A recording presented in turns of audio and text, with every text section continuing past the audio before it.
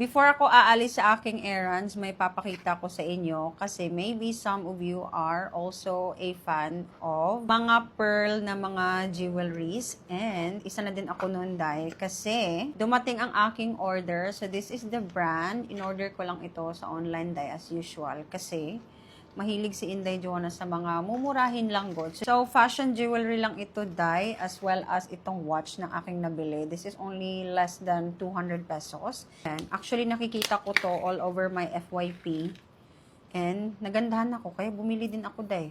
As you can see, ganito siya kahaba, dai. Pero yung plano ko dito is, ili-layer ko siya ng ganyan.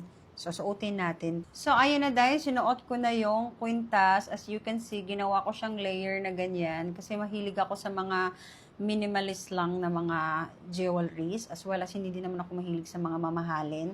At medyo nahirapan akong maghanap ng mga ganitong kwintas dahil so far, maganda din talaga yung quality niya. Oh.